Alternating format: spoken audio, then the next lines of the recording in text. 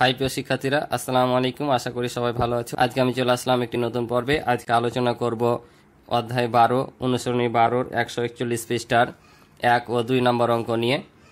তো তোমরা ক্লাসটি প্রথম থেকে শেষ পর্যন্ত ধৈর্য সহকারে দেখবা। আমি তোমাদেরকে সহজভাবে বুঝিয়ে দেবো অঙ্কগুলো কিভাবে বের করতে হবে। আর আমার চ্যানেলে যারা নতুন তারা অবশ্যই চ্যানেলটি সাবস্ক্রাইব করে আমার পাশে থাকবে এবং ভিডিওতে একটি লাইক ও কমেন্ট করে দিবে। তো চলো আমরা প্রথমে দেখি আমরা যে দুইটা অঙ্ক নিয়ে আজকে আলোচনা করব। একটা হচ্ছে নিচের মাসগুলোর দিন সংখ্যা লেখো, অর্থাৎ দিন বের করতে হবে কোন মাসে কত দিন। আর একটা হচ্ছে ক্যালেন্ডার সম্পর্কিত নিচের প্রশ্নগুলোর উত্তর দাও লিখে। আর আমার ক্লাসগুলোর সম্পূর্ণ ভিডিও যদি তোমরা পেতে চাও তো আমার চ্যানেলের প্লে লিস্টে তোমরা পেয়ে যাবে। এছাড়াও আমার ভিডিও ডিসক্রিপশানে প্রতিটি ভিডিওর লিঙ্ক দেওয়া থাকবে, তোমরা সেখান থেকে দেখে নিতে পারো। তো চলো আমরা 1 নম্বর অঙ্কটা শুরু করি। বলছে নিচের মাসগুলোর দিন সংখ্যা লেখো। তো মাসের দিন সংখ্যা বের করার আগে আমি বলে দিই এটা সহজ। এর পূর্বের পর্বগুলোতে আমি আলোচনা করেছি 33 ও 34 পৃষ্ঠার অঙ্কেতে, যে তোমার বাংলা মাসের প্রথম 5 মাস হচ্ছে 31 দিন, অর্থাৎ বৈশাখ থেকে ভাদ্র মাস পর্যন্ত এই 5 মাস হচ্ছে 31 দিনে। ঠিক আছে, এই 5 মাসের মধ্যে যে মাসগুলো পড়বে দিন সংখ্যা হচ্ছে 31। আর বাকি 7 মাস আশ্বিন মাস থেকে চৈত্র মাস পর্যন্ত বাকি 7 মাস 30 দিনে। ঠিক আছে, তাহলে প্রথম 5 মাস হচ্ছে 31 দিনে আর শেষ 7 মাস হচ্ছে 30 দিনে। ঠিক আছে, তো আমি ইংরেজিগুলো পরে বলছি, তো বাংলাগুলো আগে আমি ক্যালকুলেশন করে নিই। তো চলো আমি বের করে দিই। তাহলে প্রথম মাস আছে দেখো এখানে শ্রাবণ। তাহলে এখন গণো এটা কোন মাসের মধ্যে পড়ছে, প্রথম 5 মাসের মধ্যে পড়ছে না শেষ 7 মাসের মধ্যে পড়ছে। তাহলে বৈশাখ জ্যৈষ্ঠ আষাঢ় শ্রাবণ চতুর্থ মাস, অর্থাৎ 5 মাসের মধ্যে, তাহলে এটা 31 দিনে। ঠিক আছে, তারপর ভাদ্র বলেছি বৈশাখ থেকে ভাদ্র মাস পর্যন্ত কি 31, তার মানে ভাদ্র মাস হচ্ছে 31। তারপর অগ্রহায়ণ বৈশাখ জ্যৈষ্ঠ আষাঢ় শ্রাবণ ভাদ্র আশ্বিন কার্তিক অগ্রহায়ণ, মানে পার হয়ে যাচ্ছে, অর্থাৎ শেষ 7 মাসের মধ্যে এটা 30 দিন। চৈত্র একেবারে শেষ মাস 12তম মাস, তাহলে এটাও 30। এবার আসি ইংরেজিতে। ইংরেজিগুলো বের করার নিয়ম হচ্ছে তোমরা এই যে হাতের মুঠো গুনবা। তো এই যে January February March April May June July এভাবে তোমরা গুনবা। যদি এই গিরার ওপর পড়ে তাহলে সেগুলো 31 দিনে, আর যদি নিচে পড়ে তাহলে 30। কি বললাম, গিরার ওপর হচ্ছে 31 আর নিচে হলে 30। শুধু ফেব্রুয়ারিতে ব্যতিক্রম, ফেব্রুয়ারি মাস 28 দিনে আর অধিবর্ষ হলে 29 দিনে। তো অধিবর্ষ কি তা বলে দিই। অধিবর্ষটা হচ্ছে বাংলা ক্যালেন্ডারের সাথে মেলানোর জন্য একদিন বেশি ধরা হয় এক বছরে। আর অধিবর্ষ চিনার উপায় হচ্ছে যে বছরগুলোকে 4 দ্বারা ভাগ করে নিঃশেষে বিভাজ্য হয় সেগুলো হচ্ছে অধিবর্ষ বছর। আর যেগুলো বছরগুলো শেষের 2টা শূন্য থাকে সেগুলোকে 400 দ্বারা বিভাজ্য হলে সেটা হচ্ছে অধিবর্ষ। ঠিক আছে, এখন দেখো জানুয়ারি ফেব্রুয়ারি, তাহলে আমি যদি জানুয়ারিতে বলি তাহলে কোন মাস 31, ফেব্রুয়ারি বাদ মার্চও 31, এপ্রিল 30, এভাবে পর্যায়ক্রমে তোমরা গুনবা। গিরার উপর পড়লে 31 আর যদি নিচে পড়ে তাহলে হচ্ছে 30। তাহলে এখন দেখো প্রথমে এপ্রিল আছে, তাহলে আমি গণি জানুয়ারি ফেব্রুয়ারি মার্চ এপ্রিল, তাহলে দেখো এই নিচে পড়ছে গর্তে, তার মানে এটা কি 30 দিনে, অর্থাৎ এপ্রিল মাস হচ্ছে 30 দিনে। তারপর July January February March April May June July, এটাও গিরার উপর পড়ছে, তাহলে এটা হচ্ছে 31 দিনে। তারপর August January February March April May June July August, তাহলে এটাও পড়ছে কি গিরার উপর, তার মানে এটাও 31। ডিসেম্বর দেখো January February March April May June July August September October November December, এটাও গিরার উপর, অর্থাৎ 31। তো এই ছিল দিন সংখ্যা বের করার ধারণা। কি বললাম, বাংলা মাসের প্রথম 5 মাস 31 আর শেষ 7 মাস হচ্ছে 30। আর ইংরেজির বললাম গিরার উপর পড়লে 31 আর নিচে পড়লে 30। ফেব্রুয়ারি মাস 28 দিনে, অধিবর্ষে 29 দিনে। তো আশা করি তোমরা অঙ্কগুলো বুঝেছ। তারপর দেখো পরবর্তী 2 নম্বর অঙ্ক বলছে ক্যালেন্ডার সম্পর্কিত নিচের প্রশ্নগুলোর উত্তর দাও। প্রথম অঙ্ক বলছে 25 বৈশাখ এর 20 দিন পরের তারিখটি কি। 25 বৈশাখ এর 20 দিনের পরের তারিখটি আমরা নর্মালি ক্যালেন্ডার দেখে বলে দিতে পারি যে 20 দিন পর কোন তারিখটা হবে, তাই না? কিন্তু আমাদের ক্যালেন্ডার না থাকলে আমরা কিভাবে বের করব, সেটা একটা বিষয়। তো এটা বের করার এখানে 2টা নিয়ম আছে। একটা হচ্ছে তুমি বিয়োগ করে করতে পারো, একটা যোগ বিয়োগ করে করতে পারো। কিভাবে, 25 তারিখ আছে এখানে, তাহলে বৈশাখ মাস প্রথম মাস 31 দিনে, তাহলে বৈশাখ মাস হতে এখনো 6 দিন বাকি আছে। ঠিক আছে, তাহলে আমরা 20 থেকে 6 বাদ দিয়ে দেবো, অর্থাৎ যত দিন বাকি থাকবে আর যত দিন পর বলবে তত বিয়োগ করে দিলে আমাদের বের হয়ে যাবে, অর্থাৎ 6 দিন বাকি আছে। তাহলে 20 থেকে যদি আমরা 6 বাদ দিই তাহলে 14 থাকবে, অর্থাৎ বৈশাখ মাসের পর জ্যৈষ্ঠ, 14 জ্যৈষ্ঠ হবে। আর একটা হচ্ছে এখানে যেটা দেওয়া থাকবে যতদিন পর বলবে সেটা যোগ করে দেব, যোগ করার পর সেই মাসটা যতদিনে ততদিন আমরা কি করব, বিয়োগ করে দেব। বিয়োগ করা দেওয়ার পর যেটা থাকবে সেটা হচ্ছে আমাদের অঙ্কের ফলাফল। ওভাবেও তোমার 14 আগস্ট আসবে। তো আমি মনে করি যোগ করে করাটা বেশি সহজ হবে, কারণ 2-3 দিন থাকলে এটা সহজে করে নিতে পারবা, কিন্তু যখন অধিক থাকবে 60 দিন 70 দিন 80 দিন পর বলবে তখন ওটা একটু ঝামেলা হতে পারে। তো আমি মনে করি যোগ করে করে সহজ। তো চলো করে দিই, তাহলে তোমরা অঙ্কটা বেশি ক্লিয়ার হবা। তাহলে বলেছে 25শে বৈশাখের 20 দিনের পরের তারিখটি, তাহলে আমরা এই 25 আর 20কে আগে যোগ করে নিব। তাহলে 25 যোগ কতদিন পর বলেছে 20 যোগ করব, যোগ করলে কত হয় 45, ঠিক আছে 45। এখানে আমরা লিখব যেহেতু বৈশাখ মাসে 31 দিন, সেহেতু কত বলেছে 25 বৈশাখ এর 20 দিন পরের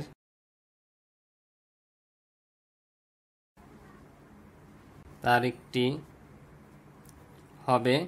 তাহলে কি বলেছি, এই যে যোগ করেছি, যোগফল থেকে সে মাসটা যতদিন ততদিন বাদ দিয়ে দেবো, ঠিক আছে। তাহলে যত তারিখ থেকে যত দিন পর বলবো ওটাকে যোগ করব, যোগফলের সাথে ওই মাসটা যতদিনে ততদিন বাদ দিয়ে দেবো। তাহলে আমরা 25 আর 20 যোগ করে, অর্থাৎ 25 তারিখ বলেছিল 20 দিন পর, 25 আর 20 যোগ করে পেলাম 45, আর 45 থেকে বৈশাখ মাসে যেহেতু 31 দিনে, তো 31টা আমরা বাদ দিয়ে দেবো, ঠিক আছে। তাহলে 45 বিয়োগ 31 সমান সমান, তাহলে কত হয় 4, 4 থেকে 3 বাদ দিলে 1, তাহলে 14 কি হবে বলো তো, বৈশাখের পর কোন মাস, জ্যৈষ্ঠ, তাহলে 14 জ্যৈষ্ঠ। এটাই হচ্ছে উত্তর, অর্থাৎ 14 জ্যৈষ্ঠ হবে। তো বুঝেছ, এভাবে করলে আমি মনে করি তোমাদের জন্য বেটার হবে, সহজ হবে। তো পরের অঙ্কগুলো চলো দেখি, একই রকমই প্রায় অঙ্ক সব। তো এখানে বলছে 25শে জুন 49 দিন পরের তারিখটি বলেছে। তো চলো আমরা এভাবে অঙ্কটি করে ফেলি। আবার কি করবো আমরা, তাহলে 25 আর 49 যোগ করে নিব, ঠিক আছে। তো আগে যোগ করি তারপর বলছি। তাহলে 25 যোগ হচ্ছে 49 যোগ করলে কত হবে 74, ঠিক আছে 74। এখন 74 দিনে কত মাস আসছে বলো তো, এক মাসে যদি 30 দিন হয় তাহলে 30 30 কত 60, তার মানে আমরা 74-এর মধ্যে কয় মাস পাচ্ছি, 2 মাস পাচ্ছি, ঠিক আছে। তাহলে 2 মাসের যত করে দিন যোগ করে এই 74 থেকে আমরা কি করব, বিয়োগ করব। অর্থাৎ এখানে বলেছে জুন মাস, তাহলে জুন আর জুলাই মাস আসছে, তাহলে জুন মাস কত দিনে 30 দিনে, আর জুলাই মাস হচ্ছে 31 দিনে। তাহলে জুনের 30 আর জুলাইয়ের 31 যোগ করলে 61, তাহলে এই 74 থেকে 61 বাদ দিয়ে যেটা থাকবে সেটাই হবে আমাদের এই 49তম দিনের পরের মাস। তাহলে আমরা এখানে লিখব, যেহেতু একেবারে লেখার স্টাইলগুলো সেম, একবার যদি মুখস্থ করে নাও বা বুঝে নাও তাহলে এই লেখাগুলো লিখতে পারবা। তাহলে যেহেতু জুন মাস 30 দিনে এবং জুলাই মাস 31 দিনে হয়, সেহেতু ওটাই লিখব যে 25 জুন এর 49 দিন পরের তারিখটি হবে। তাহলে আমরা কি করব, ওই যে 74 থেকে জুন মাসের 30 আর জুলাই মাসের 31 এই দুটাকে যোগ করে এটা থেকে বাদ দেব।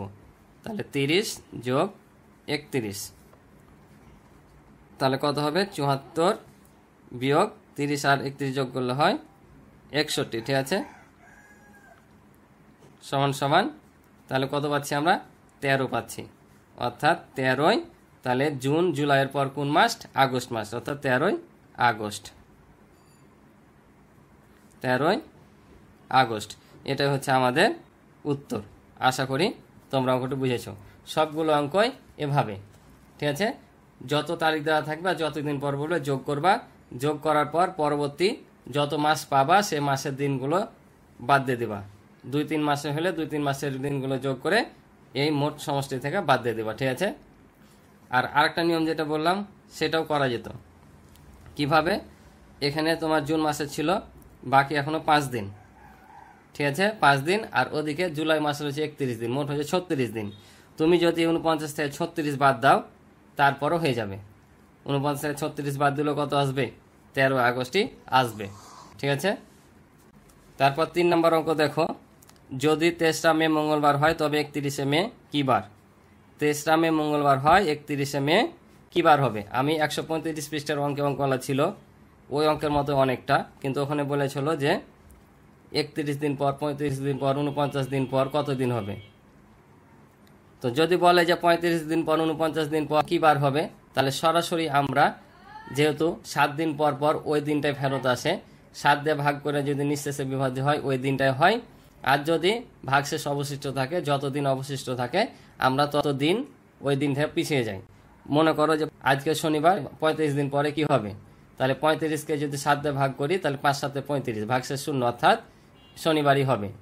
যদি 36 বলতো ভাগশেষ 1 থাকতো অর্থাৎ একদিন পিছিয়ে যেত, রবিবার হতো।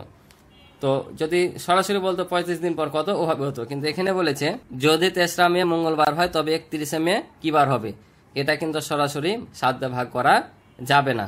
আগে আমাকে কি করতে হবে, এখানে মে মাসে 3 দিন অতিবাহিত হয়ে গেছে, তাহলে এই 3কে এই 31 থেকে বাদ দিতে হবে, ঠিক আছে।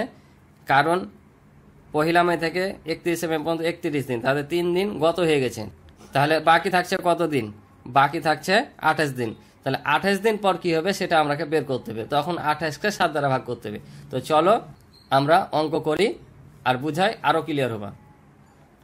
তাহলে কি ছিল 31শে মে আর 23রা মে, তাহলে 31 তারিখ থেকে আমরা কি করব, 23রা মে পর্যন্ত 3 দিন বাদ দিয়ে দেবো। তো বাদ দিলে কত হয়? 28 হয়, অর্থাৎ আমাদের 28 দিন পরে কি বার হবে সেটা এখন আমরা পাচ্ছি। ওখানে বলেছিল 23রা মে মঙ্গলবার হলে 31শে মে কি বার, কতদিন পর বলেনি, কিন্তু আমরাকে কতদিন পর হবে সেটা বের করতে হবে, তাহলে আমরা পেয়ে যাব। কারণ আমরা জানি প্রতি 7 দিন পর পর ওই দিনটাই ফেরত আসে। তাই এখন যে বিয়োগফলটা পেয়েছি এটা যদি 7 দ্বারা বিভাজ্য হয় তাহলে মঙ্গলবারই হবে, আর যদি ভাগশেষ থেকে যায় যত থাকবে ততদিন পরে আমাদের দিনটা হবে, অর্থাৎ মঙ্গলবার থেকে ততদিন পিছিয়ে যাবে। 3 দিন থাকলে বুধ বৃহস্পতি শুক্র হবে, ঠিক আছে। তো চলো আমরা এটা ভাগ করে দেখি। তাহলে দেখো 28 পেলাম, তাহলে 28কে আমরা কি করব, এখন 7 দ্বারা ভাগ করব, কারণ 7 দিন 1 সপ্তাহ, আর 1 সপ্তাহ পর পর ওই দিন ফেরত আসে। তাহলে 4 7 28, ভাগশেষ কি থাকলো? নাই, তার মানে আমাদের ওই দিনটাই হবে। তাহলে আমরা জাস্ট ওভাবে লিখে নিব, যদি 23রা মে মঙ্গলবার হয় তবে 31শে মে, তাহলে যদি 23রা মে মঙ্গলবার হয় তবে 31শে মে, যেহেতু ভাগশেষ নাই তাহলে কি হবে, ওই দিনটাই হবে। তাহলে কি হবে, 31শে মে মঙ্গলবার হবে, মঙ্গলবার হবে। কি বোঝা গেছে? যদি এখানে ভাগশেষ মনে করো 3 থাকতো তাহলে মঙ্গলবার থেকে 3 দিন পিছিয়ে যেত, তাহলে কি হতো, বুধ বৃহস্পতি শুক্র হয়ে যেত, ঠিক আছে। এবার দেখো 4 নম্বর বলছে যদি 1 মে অক্টোবর শনিবার হয় তবে 31শে অক্টোবর কি বার, ঠিক আছে। 1 অক্টোবর শনিবার হয় তবে 31শে অক্টোবর কি বার। এই অঙ্কটা আমার ভিডিও দেখার আগে তোমরা নিজেরাই চেষ্টা করবে, যদি না পারো তখন দেখে করবা, ঠিক আছে। আমি আশা করি পারবা, 3 নম্বর অঙ্কের মতোই হবে। তাহলে 1 অক্টোবর বলেছে, 1 অক্টোবর একদিন গত হয়ে গেছে, 31 অক্টোবর বলেছে, কিন্তু আমাদের বলেনি যে কতদিন পর। 31 তারিখে কি বার ছিল সেটা বলেছে, তাহলে আমরাকে যে একদিন বাদ হয়েছে, একদিন চলে এসে সেটা বাদ দিয়ে দেবো। তাহলে 31 থেকে 1 বাদ দিলে কত থাকে, 30 থাকে, অর্থাৎ 30 দিন পর কি বার হবে সেটা আমাদের বের করতে হবে। তো চলো অঙ্কের মতো আমরা ঝটপট করে ফেলি। তাহলে আবারও 31 থেকে 1 বাদ দিলে কত থাকবে, 30 থাকবে। এখন এই 30কে আমি কি করব, 7 দ্বারা ভাগ করব। তাহলে দেখো আমি 30কে যদি এখানে 7 দ্বারা ভাগ করি তাহলে ভাগ ভালো কত হয়, 4 7 28, 30 থেকে যদি 28 বাদ দিই তাহলে কত থাকে, যেহেতু ভাগশেষ থেকে যাচ্ছে, যে আমি যদি এভাবে ভাগ করে দেখাই তোমাদের, তাহলে দেখো 4 7 28, ভাগশেষ কত থাকছে? 2 থাকছে না? তাহলে এখানে আমরা লিখবো এত, ভাগশেষ হচ্ছে 2। তাহলে এবার দেখো, এটাও যদি নিঃশেষে বিভাজ্য হতো তাহলে আমাদের কি বার হতো? শনিবারই হতো। কিন্তু কয়দিন অবশিষ্ট থেকে গেছে? 2 দিন অবশিষ্ট থেকে গেছে। তাহলে শনিবার থেকে 2 দিন কি পিছিয়ে যাবে? তাহলে শনিবার থেকে 2 দিন পিছিয়ে গেলে কি বার হয়? রবি সম, অর্থাৎ সোমবার হবে। 1 অক্টোবর শনিবার যদি হয়, 31 অক্টোবর কি বার হবে? সোমবার হবে। তো আমরা এটা শুধু জাস্ট লিখে নেব যে যদি 1 অক্টোবর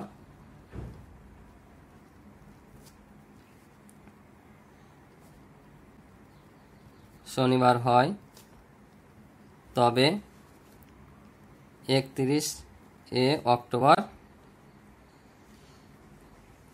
কি বার হবে বললাম? তাহলে কি হবে? 2 দিন পিছিয়ে যাবে শনিবার থেকে। তাহলে রবি সম, অর্থাৎ সোমবার হবে। সোমবার হবে। এটা হচ্ছে আমাদের অঙ্কের ফলাফল। তো আশা করি তোমরা অঙ্কগুলো বুঝেছো। তাহলে আবার বলে দিই, যত তারিখ থাকবে যদি বলতো যে 35 দিন পর কি 49 দিন পর কত দিন পর হবে, তাহলে সরাসরি আমরা 7 দিয়ে ভাগ করতাম। নিঃশেষে বিভাজ্য হলে ওই দিনই থাকতো, ভাগশেষ যদি থেকে যেত যতদিন থাকতো ততদিন পিছিয়ে দিতাম। কিন্তু এই অঙ্কের ক্ষেত্রে যত তারিখ থেকে যত তারিখে বলবে ওটা কিন্তু তত দিন পর বলেনি। তাহলে আমরা আগে কি করতে হবে? বিয়োগ করে নিতে হবে। বিয়োগ করার পর যে বিয়োগ ফলটা পাবো সে বিয়োগ ফলে ততদিন পরে ওটা হবে। যেমন 28 পেয়েছি, 28 দিন পরে কি বার সেটা বেরোবে। তখন 28কে 7 দ্বারা ভাগ করলে 4। নিঃশেষে বিভাজ্য হলে ওই দিনে থাকবে, আর যদি নিঃশেষে বিভাজ্য না হয় যতদিন থাকবে ততদিন পিছিয়ে দেবো। যেমন এটা নিঃশেষে বিভাজ্য ছিল তাই ওই দিনই হয়েছে। এটা ভাগশেষ 2 দিন অবশিষ্ট ছিল তাই 2 দিন পিছিয়ে দিয়ে আমাদের সোমবার হয়েছে। তো আশা করি তোমরা অঙ্কগুলো বুঝেছো। তো আজকে এ পর্যন্ত। ভালো থাকো, সুস্থ থাকো, আল্লাহ হাফেজ।